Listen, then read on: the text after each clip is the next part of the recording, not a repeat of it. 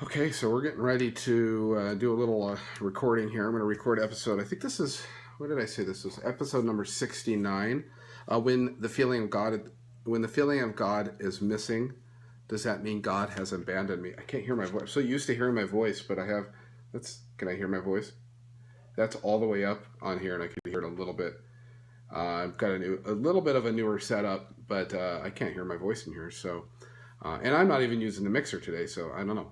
I don't even really need it, but I've got it. It's old habits. So I'm getting ready to record. I'm going to leave this on. You can watch me. I've got to get used to looking at that. I want to look here because I have this sideways camera. What is it? Landscape? I don't know what it's called. So I got to look right there. I'm going to put this big red dot right there because here I can look at myself. So I'm going to hit record today because my iPad wiped out. I'm actually going to add the music after. Normally I actually mix it as I go because it saves time. But today we're going to do a little bit different. And I've got everything I need right here. Let's see if we can do this in one take because, you're going to see everything that happens whether I have to start over or not. So here we go. Geez, even without music, this is weird. Friends, welcome back to The Real Dad Show. I am your host, Rocco DeLeo. This is episode number, I'm going to look up at my whiteboard right there, episode number 69. And I've been known to get that wrong before, so it doesn't really matter. Episode number 69. Friends, when the feeling of God is missing, does that mean that God has abandoned me? Do any of you have that feeling? That feeling where God is distant? There's just no warm and fuzzy. There's nothing going on there.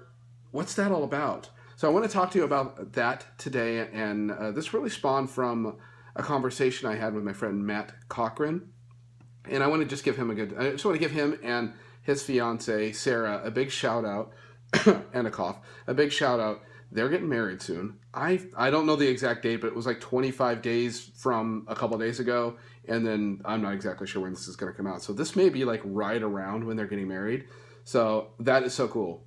Just two cool people. So check out Matt's stuff at the MJC podcast. I think it's on a little hiatus, so it'll give you a chance to get caught up on some of his pretty cool stuff.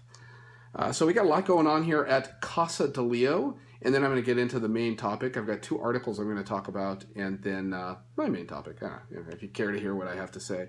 But listen, friends, it's autumn.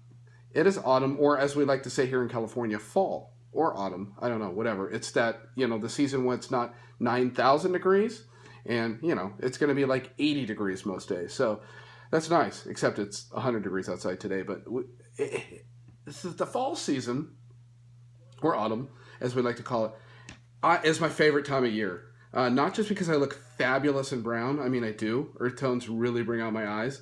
But I just love the whole togetherness and just having a good time with the kids. I'm getting a text message here. Does anybody know that I'm recording a podcast here?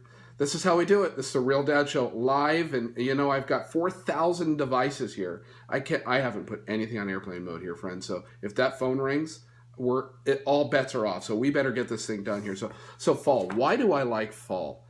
It's warm and fuzzy. I'm the Clark Griswold of California here. I love to do these family things, and it's so easy to do these family things because they're like right there, right? Pumpkin patches and all this stuff. So. A follow-up I talked about a couple weeks ago, I think. It's all a blur, friends. It's all a blur. So if I repeat what I said before, just go with it, okay? Just appease me, make me feel good, because, I'm going a little batty here. So something I learned from summer was it really helps as you get into the seasons, and the seasons are like, seasons, so it's really easy to decide when you want to plan for it. So plan ahead, and that's what I've been doing over the last couple days. Weeks, but I'm actually buying tickets and ordering stuff now. Just putting on the calendar, which days do I want to take off? What things do I want to do? So we just committed to a couple things, and we've got a couple more on the old docket. But right now we're looking at apple picking. There's a cool place. I think I've shared this with you before. There's a cool place. It's a great day. It's not very expensive, and it's fun. And if you follow me on Facebook, you can rest assured I'm going to be seeking your validation to have you liking pictures of me and my kids picking apples in Oak Glen. So a great time. And we have a really cool pumpkin patch down in Temecula that's a little more than your average pumpkin patch. They've got those of you out east, this is regular stuff. But we've got the old the hayride and some fun stuff. So, friends, I'm really looking forward to this. And listen, I know most of you guys out there, or most of you listening, are dads, and this is dad stuff. Listen, the emails are going to start flooding in right now, right? Mom's going, dude, what are you talking about? Moms could do this stuff too. But I'm talking about dads, take the lead on this stuff. Find something that's cool and get dirty with the kids. It's fun. I know you're busy. I'm busy too. It just helps to find time, a couple months or a couple weeks at least ahead of time, and say, hey, this day, this weekend, I'm committing to doing this. Just doing it. I know. Sometimes it'd be just easier just to clean the garage or something. Trust me. I have a lot of work to do. So I'm just throwing that out there, if that helps. And I've got 2 half marathons coming up. Those of you may know me as the running guy. I guess. I don't know. Am I the running guy? I don't know. I enjoy it. And one of the half marathons I'm doing on my own. The kids aren't coming. The other one, the kids are going to do the 5K. So I'm bringing my parents. And that's going to be cool. It's something. That one is the Mission Inn. Run here in Riverside. I actually grew up in Riverside. It's about half an hour from here. So cool stuff. A couple other things here, and then we're going to get into the old main meat and potatoes here. I have changed a few things on the website. Check it out. I've really been connecting with these devotionals. Again, I mentioned this before. Writing devotionals. So there's a tab on my website that says devotionals, or you could go to realdaddevotionals.com. It takes you to the same place. And right now I'm committing to doing it every Monday. There's some other stuff that I'm going to be doing here and there. I'm not ready to commit to my audience yet, to you guys, to say, hey, to count on this, but the devotionals you can count on every Monday. And if you'd like, I have a 7-day devotional set up directly to your email. It's totally free. You just go to go to roccodilio.com/7-day sign up, or go anywhere on my website and a big orange window pops up, at least as of 2016. It'll change, I'm sure, but right now you could do that. So anytime in the future, the roccodilio.com/7-day sign up will take you to some sort of a 7-day sign up that will send you devotionals right into your email inbox every morning for 7 days. It's a cool thing. Listen, friends, I'm playing with these toys and figure out how to make things automatically happen. And I spent some time alone writing these devotionals, and I wanted to get them out to you. Some people don't I'm not a blog reader. I write a blog, but I'm not a blog reader. So something that comes to my email is going to get my attention more. So again, friends, you may see some of this content on my blog, but whatever works for you, please. I'm not trying to sell you anything. Maybe I will in the future. I'm just going to disclose that. But I want to get this to you if it's something you want. And I'm trying, as I had mentioned before, to really write in the style of Oswald Chambers. I'm not even close to his greatness, but there we go. There we have it right there. I'll move on. And something else, one other thing, I know we're entering into the political season. I'm just going to touch this really quickly here. I've been a Fox News guy. I've been a registered Republican. If you know me, it's like, well, I'm not crazy political. I used to be much more. But let me tell you, I'm getting kind of burnt out on that. So I signed up for, I guess I kind of lean more libertarian. I don't know. This is not a political show. I don't want to get too crazy political here. But I signed up for the Blaze. I like Glenn Beck. And I like how they listen. I thought I was going to go there and they were going to be like Donald Trump. I don't think they're Hillary Clinton, but I'm listening. They're pretty darn. Fox News didn't seem very balanced because it was all Donald Trump. Again, I don't want to get political here, but I just want to say I was getting tired of hearing the same stuff. You go to CNN, it's Hillary Clinton all day long. You go to Fox, it's Donald Trump all day long. I'm like, hey, let's hear some other facts. Let's hear some other stuff going on. So I signed up for the Blaze. It's $10 a month, and it may not be your thing, but it's really cool. And Glenn Beck is kind of a nerd. He's really like intellectual, and it's not all politics. He talks a lot about history, and I love history. So you don't even have to like his politics to get something out of that. He does a podcast, but I enjoy the I have it on my Roku box right here in my office. If you can't see it, but it's up over there. So if you're watching the video at roccodilio.com/69, you can see I'm pointing over the screen because that's where the TV's at. So, friends, I really want to answer this question here because sometimes I feel a lot of warm and fuzzies. I'm not going to lie. I when I walked into Cornerstone Community Church, which is the church I attend to now, I attend now. I really was. It took me about, I was like, wow, and it's like, oh, everything just lit up and it just warm and fuzzy. And I started getting in the Word after going there a couple months and reading in the Word every day and praying and just having that quiet time every day. Recently, I feel like I'm missing something. I really have felt like I've been missing something, like there's a disconnect. And I question, like, what's going on? And I started digging deeper in writing these devotionals that I share at realdaddevotionals.com. Those are directly from my journal. I read, instead of trying to read a chapter or two or half a book every morning when I get up, now I'm reading maybe a chapter and I'm writing about it in my journal. And it's really helping me connect with the text more. But I'm not going to lie, I still am struggling because I feel like I'm connecting with the text. But that's not the point of it. I want to connect with Jesus more. So I just felt like just so challenged, like what's going on here? And I had an amazing conversation with Matt Cochran the other day about this too. So, and I appreciate, Matt, I know you're listening, Matt, I appreciate the conversation we had because I was thinking about it and he called me and he was thinking about it at the same time. I was like, whoa, weird. That was just like a bro God moment there. So I want you to know that you're not alone in this, friends, as you're listening to this, that this happens. And clearly I don't believe that God has abandoned me at all. Let me read from this article, a little bit from this article. I'm going to put a link to the entire text, this article about Mother Teresa. Do you know who Mother Teresa is? Okay. Does anyone want to argue that this was a woman of God? Of course she was. She was a very faithful woman of God as she dedicated her life to God.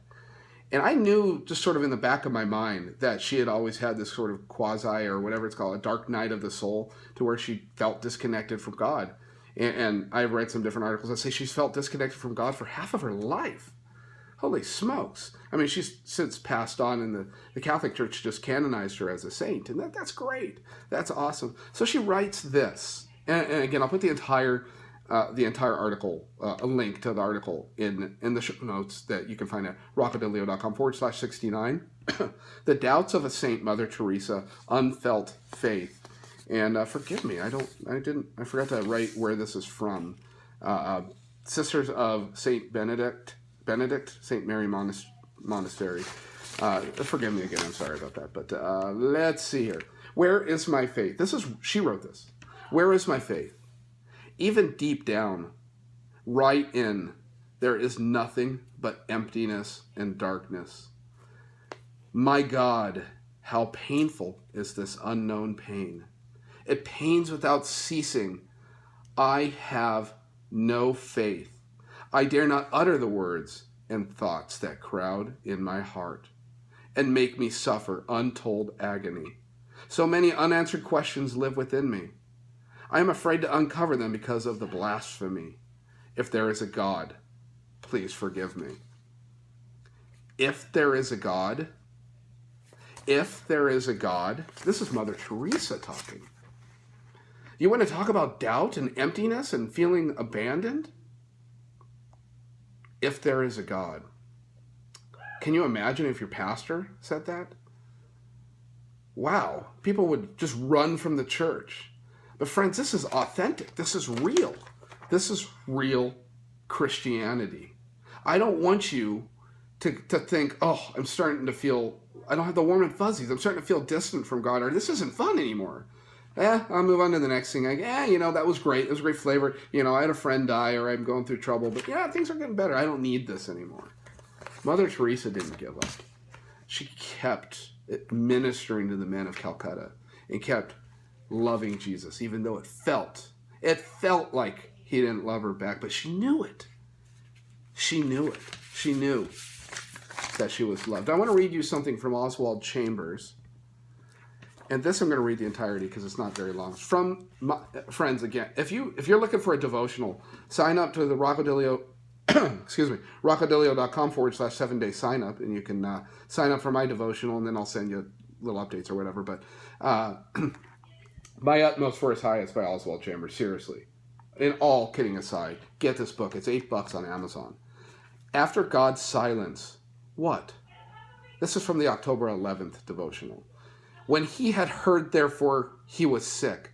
He abode 2 days, still in the same place where he was. John 11:6. Has God trusted me with Has God trusted you with a silence? A silence that is big, with meaning. God's silences are his answers.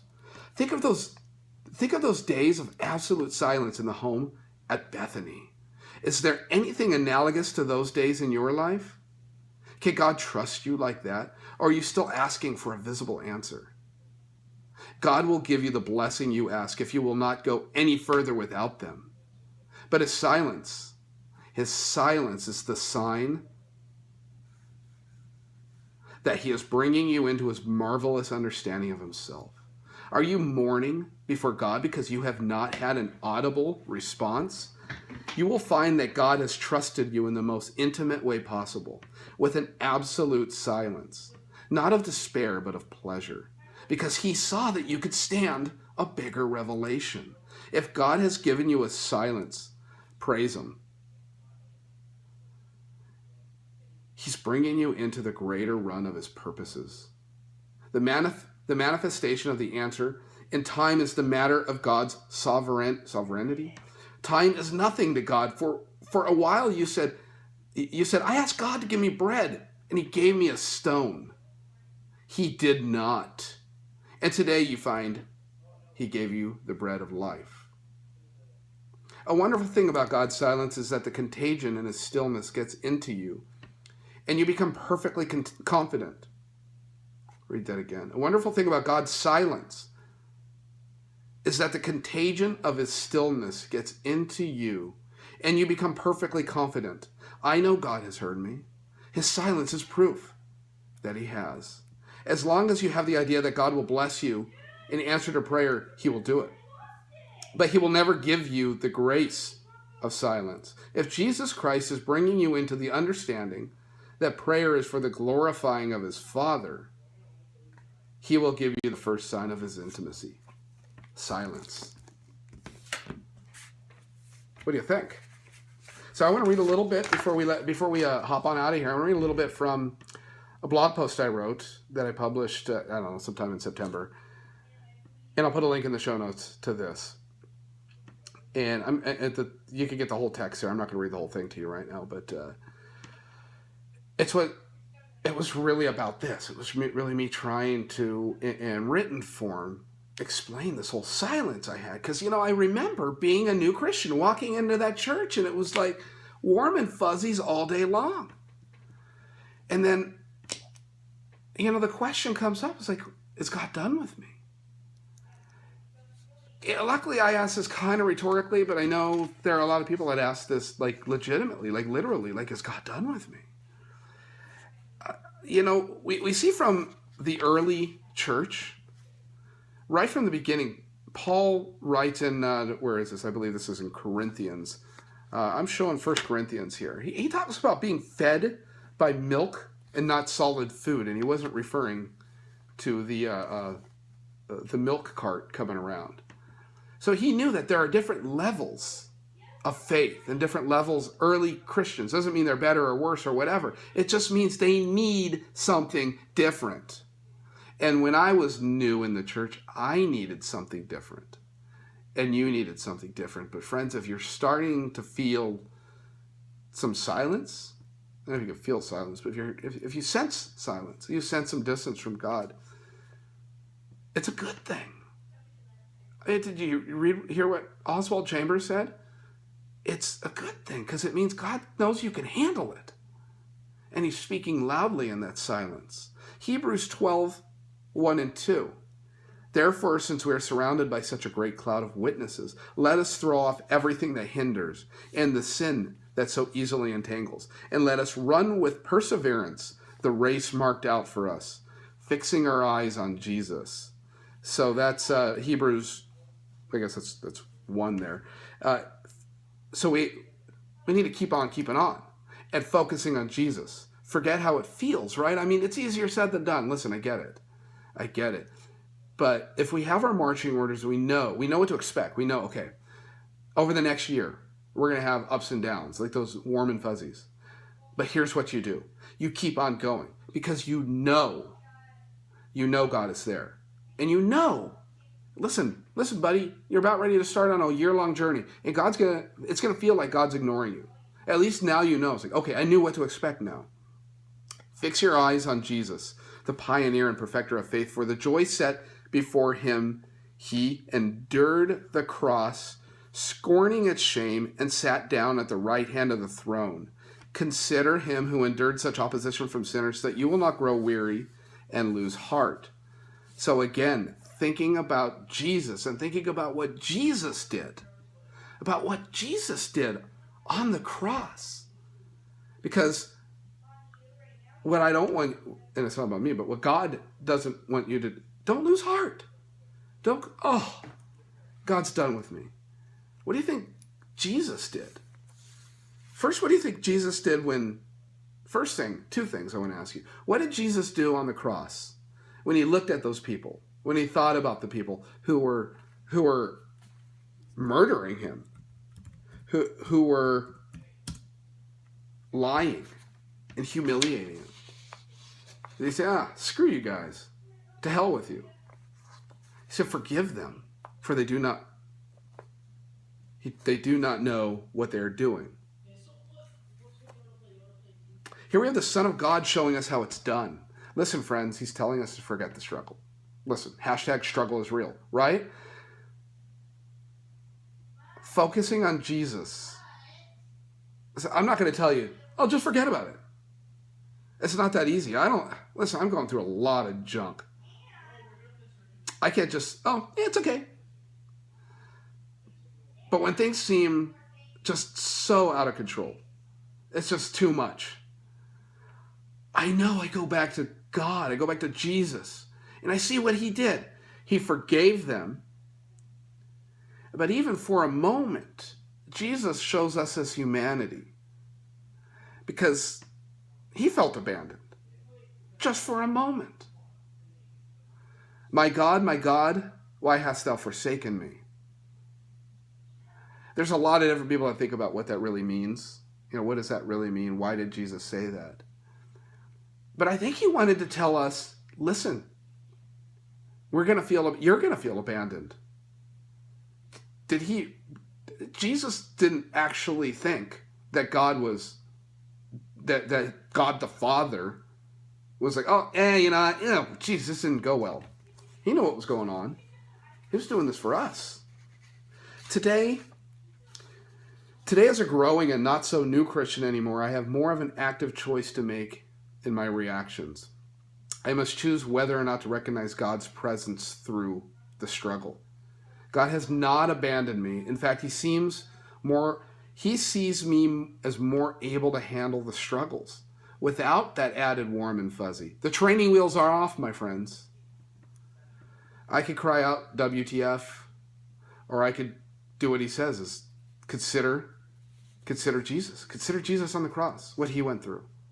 And sometimes I need to go back to that. Maybe I just need to read that. And that was from, where was that? It's in the gospel, towards the end. What a great thing we have. What a great thing we have to be able to go to our God in heaven in all the struggle, all the pain, all the BS we've got to put up with. No matter what's happening, we know what to do. Consider God. Consider what he did, and do everything we can to find some consolation in that. And if that doesn't help, we can look to, if you're looking at the video here, there's Mother Teresa. There's other examples, friends. Tell me. Well, you know what? Tell me. So you can comment in the show notes on the website, or you can email me, whatever you want to do. You can text me if you know my number. I want to know people. I'd love to hear some stories of people in your community who personify, that's not the right word, who are like this, because I can't think of another word. I didn't write it in my notes, and I become a moron when it's not in my notes. But listen, friends, I'd love to hear some stories of people that are like this, that people that you know that are not getting warm and fuzzies, but just keep on going. So I'm going to leave it at that, friends. I love you, friends, and I appreciate you listening to my show. If you like what I have to say, send me a message. I certainly would like to connect with you. Share this out on Facebook. That's a great way. Some people say put a thing on iTunes. That works great too. I think more people will find me if you share it on Facebook. So if you're going to do one thing for me, share it on Facebook. So rockaudelio.com/69. All the show notes, all the links, all the stuff I asked you to do on the show will be in there. Friends, have a great week. We'll be back soon. Bye-bye.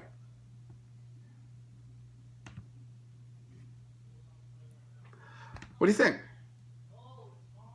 I don't know, 25 minutes. I don't know. I felt pretty good. But let me tell you, I've had some ones that I thought were stinkers, and then when I edited them, they were great. So I don't know. I don't have better sound to this. This is just the sound on the iPhone, so I don't know. This is actually like a little behind-the-scenes action here. Maybe I'll send this out to my email list. Tell your friends. Tell your friends to sign up for the email list. I should come up with this. Let's think of something right now. rockaudelio.com/email. How about that? I haven't done it yet, so I'll probably forget. rockaudelio.com/email. It'll send you to a page to sign up for email lists like this to get cool stuff like this. So this is fun. Tell a friend, okay? Bye-bye for now.